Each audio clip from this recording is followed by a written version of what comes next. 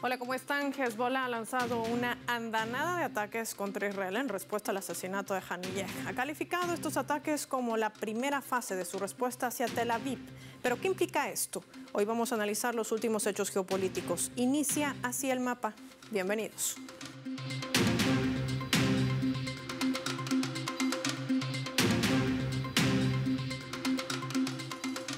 Vamos a desplegar nuestro mapa y revisar datos graficados para entender el impacto y qué exactamente ha sucedido. Resistencia islámica, primera fase de la respuesta. Vamos a desplegar nuestro mapa mundi. Identificamos, por supuesto, a esta región de Oriente Medio, específicamente a este territorio ocupado por Israel, como es Palestina. El movimiento de resistencia islámica libanesa Hezbollah ha activado el 25 de agosto una operación estratégica contra Israel en territorios ocupados. La primera fase de esta acción se ha dirigido a los cuarteles y sitios militares de Israel. Según los pronunciamientos del movimiento, la fase inicial de esta operación habría sido un éxito. Más de 320 cohetes alcanzaron su propósito, que incluían 6 bases militares de Israel, 3 cuarteles y 2 posiciones de artillería. Entre ellos, la principal base de inteligencia en Merón, en el norte de Palestina ocupada, donde se coordinan los ataques contra el Líbano, Siria y otros países. Hezbollah alcanzó plataformas de las cúpulas de hierro del ejército de ocupación con un gran número de misiles y utilizó además drones que llegaron a cuarteles y bases de los altos del Golán. ¿Qué implica esta operación? Aquí lo vemos registrado también en nuestro mapa. Vemos cómo ataques múltiples tácticos ha sido además considerada como la primera fase de represalia por el asesinato del comandante del alto rango del movimiento de resistencia islámica mártir, Fuad Shurq, quien murió en un atentado selectivo contra el urbanismo al sur de Beirut. Ahí lo tenemos, ahí lo pueden apreciar ustedes. En un atentado selectivo contra el sur también del Líbano el pasado 30 de julio. Ya el secretario general de Hezbollah, Hassan Nasrallah, informaba que se logró un castigo efectivo contra Israel y que le esperaba también un castigo que implicaba el cansancio moral y hasta financiero. Todavía Hezbollah se reserva la utilización de los misiles clasificados como estratégicos para un futuro próximo, si así ellos lo consideran necesario, alertando también al secretario del movimiento que esto podría suceder en un corto tiempo. La resistencia libanesa ha dejado claro que estas operaciones de defensa tras la agresión de Israel bajo el paraguas de ataques preventivos también se ejecutan en apoyo al firme pueblo palestino en la Franja de Gaza, donde viene siendo masacrado por Israel de manera incesante.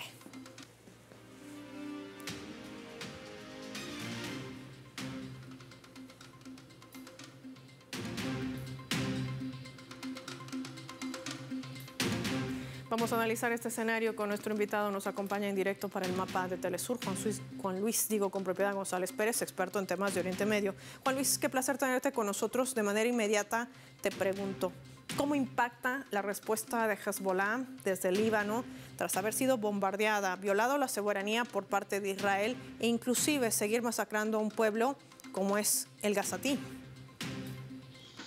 Bueno, muchas gracias por invitarme, encantado de estar aquí como siempre. Realmente lo que demuestra este fenomenal ataque es que Hamas siempre cumple con lo que promete, y la palabra de Nasrallah siempre hay que tenerla en cuenta porque no habla por hablar. Este ataque ha sido un ataque muy fuerte. Hezbollah se ha reservado las armas más potentes para futuros ataques o para una guerra global, ¿no? Pero el ataque sí ha sido fuerte. Se lanzaron varios cientos de cohetes Katyusha, que bueno, fueron una especie de señor. Los Katyusha son misiles, son cohetes de la época soviética, no son de lo más modernos, pero sí lo utilizaron para saturar a la cúpula de hierro, para localizar dónde estaban esos lanzadores, que luego fueron atacados. Y luego lo que hicieron fue que los drones que lanzaron a continuación prácticamente pudieron completar todo su objetivo, e incluso acabaron con alguna batería de esa famosa cúpula de hierro, que al final la verdad es que tiene más agujeros que un colador, como decimos por aquí, ¿no? Pues han demostrado que la capacidad de disuasión la tiene todavía Hezbollah, que Israel no puede parar fundamentalmente a los drones que se están utilizando desde hace muchísimo tiempo. Por eso todo el norte de la Palestina ocupada, de Israel, está absolutamente despoblado y seguirá así durante muchísimo tiempo, paralizando la economía, etcétera, etcétera. Así que, bueno, ya digo, no ha sido un ataque ni coordinado con el resto de la resistencia, como en un principio se podía apuntar, ni un ataque con todo lo que tenía, porque desde luego creo que también todo el mundo está dándole una oportunidad a la paz, a las negociaciones que se están llevando a cabo en estos instantes, que bueno, espero que no tienen demasiado aviso de salir adelante, pero le están dando todavía un poco de crédito a esas negociaciones y sobre todo, bueno, esperando que la escalada pueda ir mucho más lejos que lo que pretende Netanyahu, que hace muchísimo tiempo. Y no solamente eso, sino el hecho de que esta estrategia que ha emprendido Hezbollah desde el Líbano es similar a la implementada por Irán, que recordemos también en respuesta al ataque a la sede consular, donde se asesinaba también a otro líder político de Hamas. Y con ello, el hecho de que esto también significa un quiebre para la economía de Israel, porque se utilizan, por ejemplo, los misiles Katyusha por parte de Hezbollah para tratar de minar el tema de su escudo de protección que tanto se ha dicho y se habla en medios occidentales, y Israel está desgastando también así sus reservas de artillería, generando prácticamente, Juan Luis, una presión a Estados Unidos para que nuevamente lo pueda implementar. ¿Qué representa esto dentro de estos movimientos e intereses geopolíticos? Bueno, realmente lo que ha pedido siempre Netanyahu, lo que ha querido, lo que ha dejado entrever es que había que internacionalizar el conflicto, había que implicar a Estados Unidos y que Estados Unidos debía de hacerse cargo de la seguridad de Israel, porque, entre otras cosas, Israel no se puede defender sola, como se ha demostrado, ni siquiera bueno, contra los hutíes, contra Irán o incluso contra Hamas, ¿no? que lo tienen absolutamente acorralado en cada uno de los frentes que tiene abierto, los 6 o 7 frentes que ahora mismo tiene abierto el Estado sionista. Pero bueno, no es una fecha muy buena para que Estados Unidos inicie una guerra. Tampoco es una fecha muy buena para que Kamala Harris que Kamala Harris pueda romper con el propio lobby sionista, porque desde luego los republicanos no van a hacer eso, ellos forman parte del mismo Estado profundo. Y bueno, estamos jugando ahí con la fecha de las elecciones, con intentar hacer un acuerdo de paz que desde luego no quiere Netanyahu hacer ese acuerdo, porque podría significar su fin político. Él está condenado a mantener una guerra eterna en Oriente Medio para no caer preso por asuntos de corrupción o por asuntos, bueno, o por la propia, como criminal de guerra, como genocida, como si al final las órdenes de arresto de la Corte Penal Internacional llevan a efecto y pueden aplicarse en algún día, ¿no? Vamos a marcar una breve pausa, Juan Luis, para cuando regresemos profundicemos también otros escenarios que se desatan en torno a lo que sucede en Gaza y sobre todo el interés que hay detrás de destruir, de llevar adelante este exterminio y este genocidio contra el pueblo palestino. Y lo hacemos revisando nuestra escala.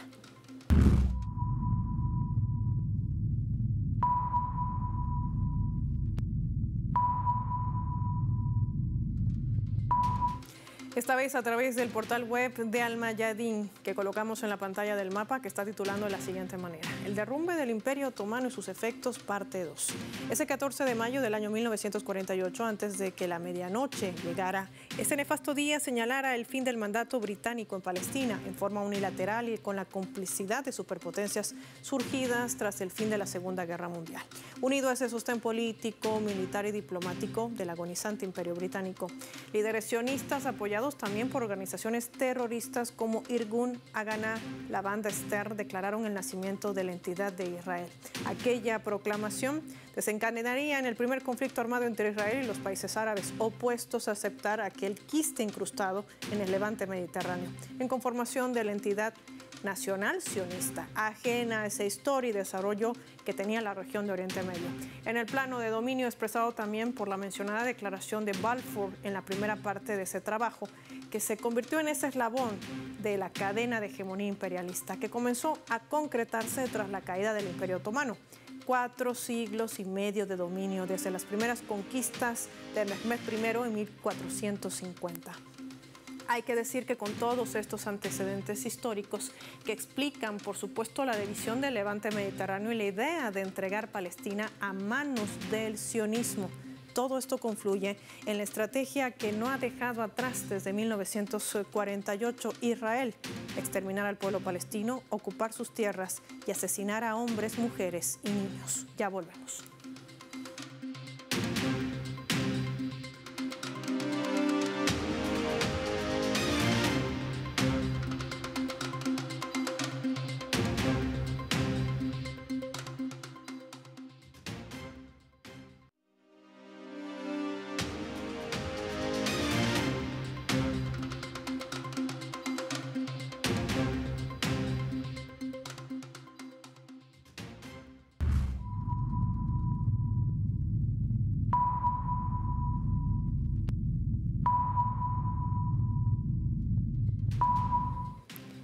Vamos a sumar otro elemento también para el análisis a través de la fotografía. Lo que apreciamos allí es la destrucción que ha dejado a su paso Israel, bombardeando de manera indiscriminada a Palestina desde el 7 de octubre del año 2023. Hay que decir que la resistencia palestina jamás decidió abandonar las negociaciones en el Cairo, ya que el régimen de Israel impone nuevas condiciones para llegar a una tregua en Gaza, con el objetivo de prolongar sus acciones genocidas. Tras las negociaciones, Hamás ratificó su voluntad y esfuerzo para detener los crímenes que emprende el gobierno de Netanyahu. Además, indicaban que no van a aceptar las nuevas condiciones del régimen de Israel por ir en contra de lo acordado en la última reunión registrada el 2 de julio. La resistencia palestina reafirma que cualquier acuerdo con Tel Aviv debe incluir un alto al fuego permanente en la Franja de Gaza, la retirada de las tropas sionistas y el ingreso de ayuda humanitaria hacia su territorio.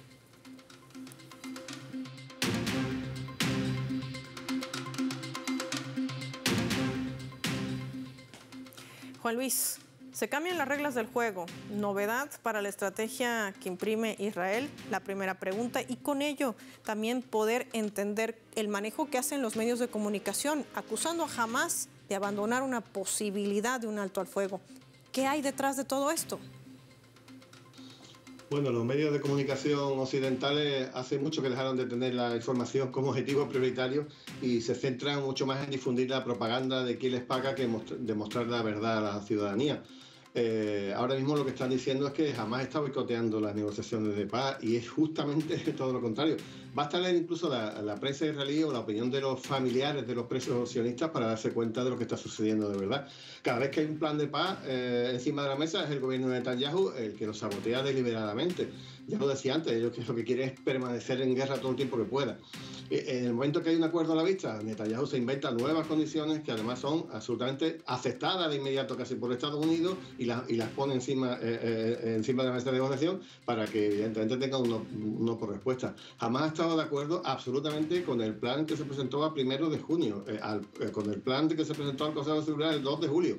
Pero se va a poner seguramente siempre a que Israel se quede en Gaza controlando lo que es el corredor de Filadelfia y el eje de Nezarín que parte la franja en dos, porque eso equivaldría a endurecer aún muchísimo más las condiciones de vida futura en el campo de concentración que Gaza, y eso es absolutamente inadmisible. Las condiciones son claras, Paola, ya lo has dicho, y además son absolutamente razonables. La paralización del genocidio, por un lado, la retirada total de las tropas, un intercambio de prisioneros, la entrada de ayuda humanitaria, la vuelta de la población a sus hogares de origen y la reconstrucción total de la franja en un periodo de unos pocos años.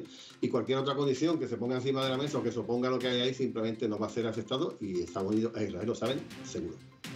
Ahora, en la última convención de los demócratas, cuando se ratificaba la nominación de Kamala Harris como candidata a la presidencia, decía ella que hará todo lo que esté a su alcance para seguir protegiendo a Israel.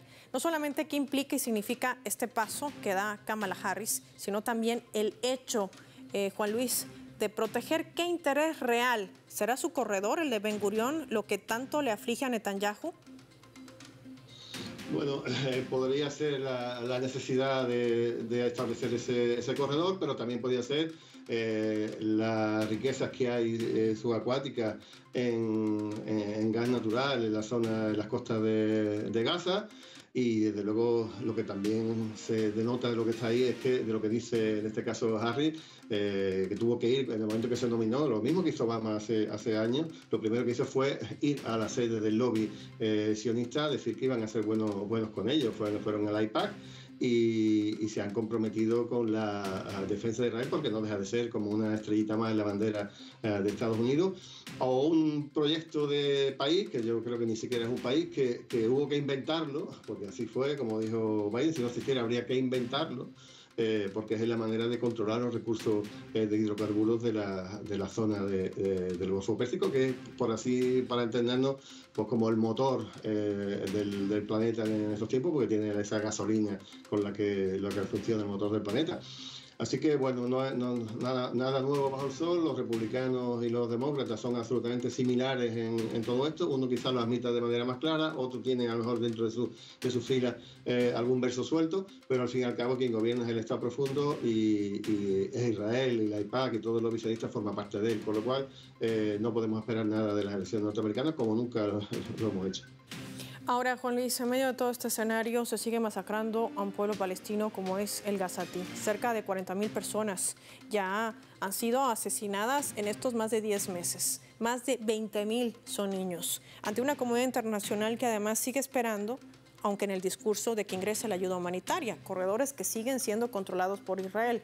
¿Qué escenario le espera entonces al pueblo palestino? Bueno, yo ahora mismo la verdad es que si no hay ningún acuerdo de paz, quizá la resistencia o la acción coordinada de la resistencia en todos los frentes consigan que el Estado sionista se hunda económicamente, siguen abandonándolo como está sucediendo en estos momentos a decenas de miles, se están quedando, o sea, la gente más pudiente ya ha salido del Estado sionista, prácticamente no hay médicos en los hospitales porque se han ido todos, lo que se está quedando dentro de Israel es un poco el lumpen y el propio Estado sionista, hay muchísimos analistas, hay muchísimos políticos, algunos exmilitares que dicen que no van a cumplir los 100 años de vida porque va a desaparecer antes, ¿no? Pero bueno, no se puede prever un poco lo que va a suceder. Si esto va a escalar a una guerra total, si Irán va a entrar en esa guerra, que sucedería en ese caso con Rusia o con China, etcétera. Y bueno, de momento lo que tenemos que esperar a que la cordura se imponga, esa cordura que no tiene este gobierno sionista, neonazi y racista de Israel, y que en el escenario internacional se obligue a Netanyahu a firmar un acuerdo de paz, porque si no, la guerra seguirá durante mucho tiempo, porque además el objetivo que se ha plantado Netanyahu de cumplir es absolutamente irrealizable, es acabar con Hamás, ¿no? Dice que no se irán de la franja hasta que no se acabe con Hamás, y Hamás es un partido político, Hamás es una idea, Hamás es un derecho a la resistencia que reconocen todos los organismos internacionales, y eso no se mata con bombas por muy potentes que sean. Juan Luis, te propongo revisar nuestra leyenda para también entender cómo funciona no solo el aparato militar, sino también político de Israel.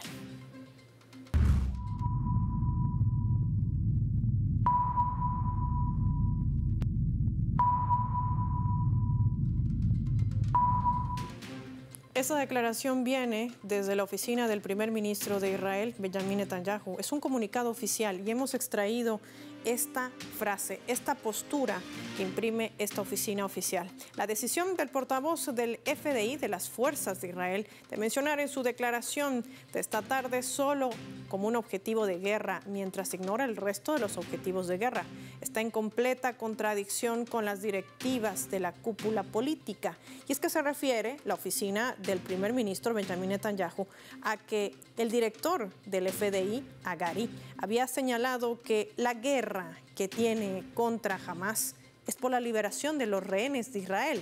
Y Netanyahu le respondía de esta manera. Juan Luis, si el objetivo que nos han hecho creer durante todos estos 10 meses de bombardear Gaza para destruir Hamás, supuestamente para rescatar a los rehenes que están en manos de esta ala de resistencia palestina, sin contabilizar los presos, los secuestrados que tiene Israel en prisiones en territorios ocupados, donde además reciben torturas psicológicas y hasta físicas. ¿Qué persigue entonces Netanyahu? Bueno, él ya lo dijo hace unos pocos días, que si le ponen en un lado la liberación de los rehenes y en el otro quedarse para siempre en el corredor, en Rafah, del corredor de Filadelfia, él va a escoger quedarse con la ocupación de Gaza y con la única frontera que tiene Gaza, en este caso con Egipto. Con Egipto los presos no le importan nada, quizá lo único que le puede molestar es por la presión que están ejerciendo los familiares, que están organizando manifestaciones cada vez más multitudinarias en Tel Aviv y en otras ciudades. Como decía antes, el objetivo de Netanyahu es salvar su pellejo para no entrar en la cárcel, tanto por corrupción como por criminal de la guerra, como criminal contra la humanidad, y para eso tiene que alargar la guerra. Y lo mejor para conseguirlo, pues meter a Estados Unidos en el ajo y convertir el genocidio en Gaza en una guerra regional. Eso es lo que está intentando desde el principio, porque sabe que en el momento en que se firme un acuerdo de paz, Netanyahu se tiene que ir del gobierno, perdería esa inmunidad que tiene y muy probablemente empezarían a juzgarlo por los casos de corrupción que ha estado paralizando con diferentes tipos de argucias durante mucho tiempo. Y la idea primigenia de Netanyahu era deportar a todos los palestinos de la franja, quedarse con toda la franja, con sus riquezas geoestratégicas, con sus riquezas, en este caso de hidrocarburos, y acabar con la causa palestina, porque también estaban a punto, o están incluso todavía a punto, de anexionarse el 60% de lo que queda de Cisjordania, la zona C del acuerdo de Oslo, y prácticamente dejar en manos de los palestinos 4 islas que no lleguen a representar ni siquiera el 15% de la Palestina histórica. Eso es lo que quiere Netanyahu y eso es lo que quiere conseguir a toda costa y caiga quien caiga. Juan Luis, si bien es cierto lo que decías y quiero profundizar en este aspecto, no se sabe qué pueda suceder en un próximo escenario, pero una respuesta como la que ha lanzado Hezbollah, la que dio también Irán, y esta vez cuando inclusive Hezbollah desde el Líbano dice es la primera fase de lo que en un próximo futuro podríamos hacer. ¿Esto podría escalar en una guerra de dimensiones no esperadas? Esa es la intención que tiene Netanyahu y creo que podría ser el fin de Netanyahu y quizás el fin del Estado sionista, por lo menos tal como lo conocemos en estos momentos. De momento yo creo que las respuestas que siempre ha habido, a pesar de que han sido contundentes, siempre han estado medidas para no provocar una guerra regional. Pero es que en este momento que está todo en el filo de la navaja, cualquier chispazo puede provocar esa guerra y que entren con todo lo que tienen todos los grupos de la resistencia y por supuesto Irán. Irán tiene unas capacidades absolutamente brutales. Sabéis que igual que Hezbollah, lo que ha disparado son misiles que están un poco obsoletos. Irán hizo lo mismo con los drones que iban como a 80, a 90 kilómetros por hora. Los que tiene ahora de esa misma versión van sobre los 500 kilómetros por hora y no se pueden cazar como si fueran patos, ¿no? Que es lo que sucedió la otra vez. Y además también tiene muchos misiles de crucero, misiles balísticos que pueden hacer mucho daño a Israel, pueden incluso atacar la central nuclear de Dimona y no quiero ni pensar lo que podría suceder en ese momento. O incluso tienen capacidad para crear una bomba sucia que impediría la vida en la zona de explosión por mucho tiempo. O sea que cuidado porque Irán, estamos esperando todavía qué tipo de acción de respuesta hará por el asesinato del líder de Hamas. Pero creo también que va a optar por una acción dura que siga manteniendo la capacidad de disuasión que tiene, pero para no entrar en una guerra, porque también sabemos que Israel puede tener más de 200 o 300 bombas nucleares y que no tendría ningún problema en utilizarlas, porque ya sabemos el tipo de criminales que son quienes están dirigiendo ese país. Así que la guerra es posible. Yo creo que, salvo Israel, nadie la quiere en estos momentos y creo que se le están ofreciendo ciertas garantías a la resistencia para que no escalen. Y eso estoy hablando de Rusia, estoy hablando de China y quizás incluso de Estados Unidos. Veremos lo que pasa los próximos días porque cualquier cosa es posible en 2 o 3 semanas. Pendientes de este escenario que además pareciera que está siendo empujado por el propio Netanyahu y también por su aliado Estados Unidos. Gracias, Juan Luis, como siempre, por tu tiempo y tu análisis para compartir con nuestros televidentes aquí en el Mapa de Telesur. Vamos a finalizar el programa revisando nuestro vector.